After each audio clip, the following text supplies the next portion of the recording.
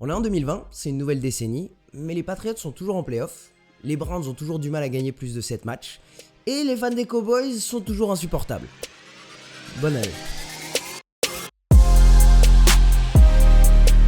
Et salut équipe, c'est Samy pour la French Sports News, j'espère que vous avez appelé, je vous souhaite une magnifique année 2020, merci beaucoup de me suivre, je sais pas depuis quand vous me suivez, depuis quand vous avez appuyé sur ce petit bouton abonné pour suivre un petit peu mes aventures avec la French Sports News et je vous en remercie, je vous souhaite une année de ouf pour les 360 prochains jours qui arrivent et on démarre l'année avec des très grosses vidéos qui vont arriver, donc pensez à vous abonner parce que c'est les playoffs NFL et c'est mon moment pour moi de vous donner mes prédictions sur les playoffs NFL. Je sais pas si vous avez vu, mais j'ai sorti une autre vidéo il y a quelques jours au sujet de mes pires et meilleures prédictions de la saison NFL pour aller voir si je m'en suis bien sorti cette saison. Aujourd'hui on rentre dans le vif du sujet, c'est le moment de parler de playoffs et on commence par les wildcards en passant d'abord par la AFC. Du côté de la AFC on a les Patriots qui vont accueillir les Titans à la maison à Foxborough et ça c'est très important. Les Patriots se sont coûtés quelque chose d'ultra important qui est le bye week. Les Patriots ne sont jamais allés au Super Bowl sans bye week, donc ces playoffs sont un vrai test pour ces Patriots pour voir si sur les dernières années de Tom Brady, ils peuvent faire des choses qu'ils n'ont jamais faites au cours de la carrière de Tom Brady. Avec un bilan de 12-4, ils accueillent les Titans qui ont un bilan de 9-7,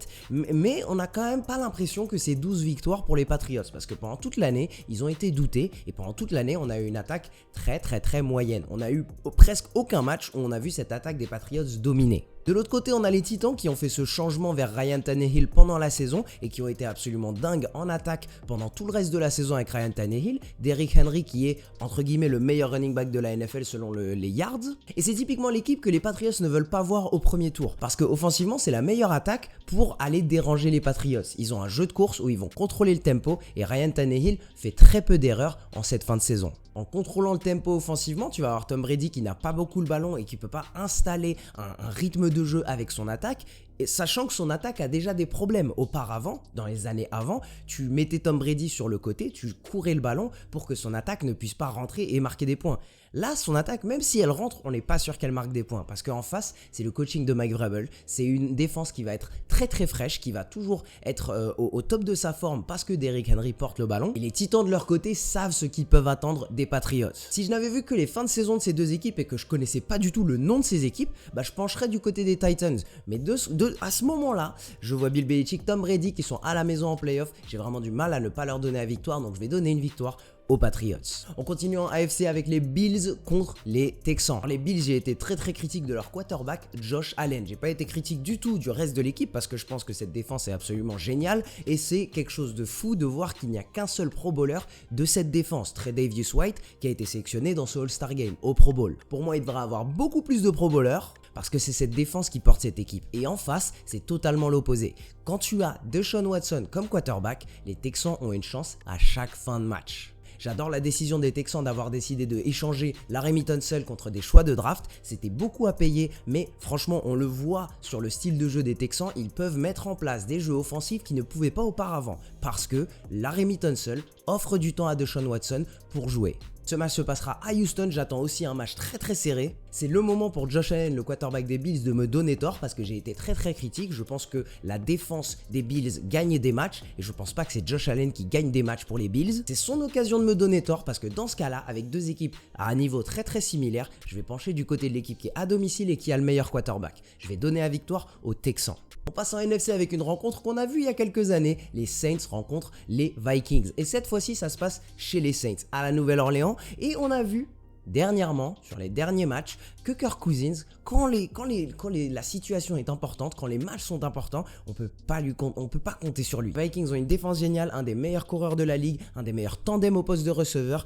Kyle Rudolph est en train un petit peu de renaître sur cette fin de saison. Mais deux choses nous dérangent chez les Vikings, on peut pas faire confiance à Kirk Cousins dans ces matchs importants et la ligne offensive qui est clairement meilleure au jeu de course qu'au jeu de passe. Le problème c'est qu'en face, on a les Saints et je crois que c'est la première fois que je vois une équipe des Saints qui a une défense plus impressionnante que son attaque. Et c'est beaucoup dire parce qu'on a Michael Thomas et Drew Brees et Alvin Kamara du côté offensif. Les Saints sont à la maison avec un meilleur quarterback, je peux pas faire confiance à Kirk Cousins, je vais donner la victoire aux Saints. Et pour le dernier match, mon équipe, les Eagles, vont accueillir, avec ce bilan de 9 victoires et 7 défaites, les Eagles vont accueillir un match de playoff et les Seahawks avec Russell Wilson vont venir chez Philadelphie. Alors je tiens à le rappeler, je vais le dire encore une fois, je vais vous faire une liste des joueurs blessés pour Philadelphie. DeSean Jackson, Alshon Jeffrey, Miles Sanders, Zach Ertz, Nelson Aguilar, Lane Johnson, Brandon Brooks, Ronald Darby, Jalen Mills, Malik Jackson, Camus Grugier-Hill, Darren Sproles, Jordan Howard.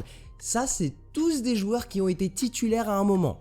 Il y a tellement de blessés à Philadelphie, ça a été une super performance de la part de Carson Wentz en cette fin de saison de porter cette équipe jusqu'en playoff, de gagner les quelques matchs, même si c'était contre des équipes entre guillemets moins fortes, il a quand même gagné ses matchs, il a eu des performances clutch, génial, bravo les Eagles, mais ils ont clairement rien à faire dans ces playoffs. Par contre, de l'autre côté, on a les Seahawks qui vont devoir traverser tout le pays pour aller jusqu'à Philadelphie. Ils jouent avec Marshawn Lynch qu'ils ont recruté il y a 2 semaines. Leur ligne offensive est pas géniale, Bobby Wagner est très bon, mais il n'est pas le Bobby Wagner d'il y a quelques années. Ce match pourrait être serré parce que les Eagles jouent pour absolument rien.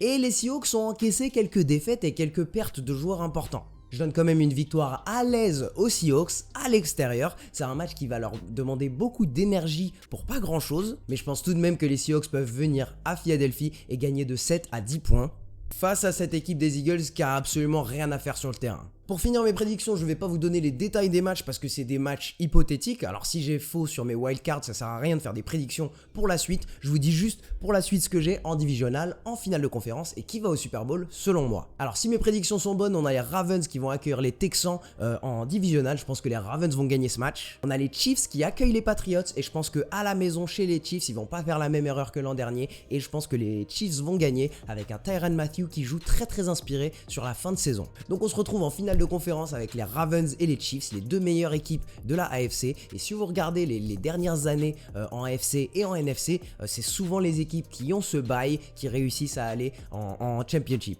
Je vais donner cette victoire aux Ravens. Je pense que ça va être un match très serré et je pense que la défense des Ravens va être mise à mal pendant ce match. Si les Ravens et les Chiefs se rencontrent, ça va être la rencontre qui va être gagnée non pas par Lamar Jackson, mais par la défense des Ravens. En NFC, en divisional, j'ai les 49ers qui vont accueillir les Hawks, les 49ers qui ont battu les Seahawks à Seattle, je pense qu'ils répètent cette performance. Et on a les Packers qui accueillent les Saints. Et là, les Packers, alors je suis pas convaincu parce que ça fait des semaines et des semaines que Aaron Rodgers fait des performances absolument dégueulasses, mais ça se passe à Lambeau Field.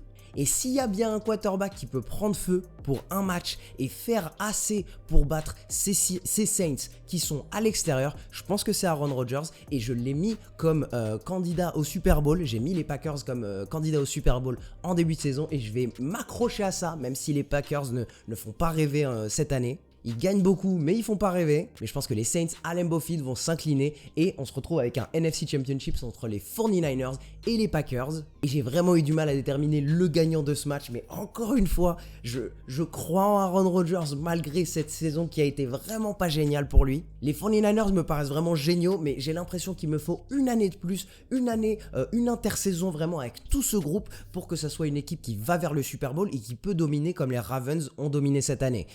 Mais je m'accroche à Aaron Rodgers encore une fois et je pense que Aaron Rodgers tire son équipe des Packers jusqu'au Super Bowl. Et alors là, je sais que je ne suis pas du tout confiant au sujet de ces picks. Mais les Packers ont gagné 13 matchs, les 49ers ont gagné 13 matchs. Je pense que cette défense des Packers peut jouer très inspirée quand elle le veut. Les Packers ont à gagner seulement un match à l'extérieur pour accéder au Super Bowl. Je pense qu'ils en sont capables et on se retrouve avec un Super Bowl entre les Ravens et les Packers. En début d'année, j'avais pas les Ravens au Super Bowl, j'avais les Patriots.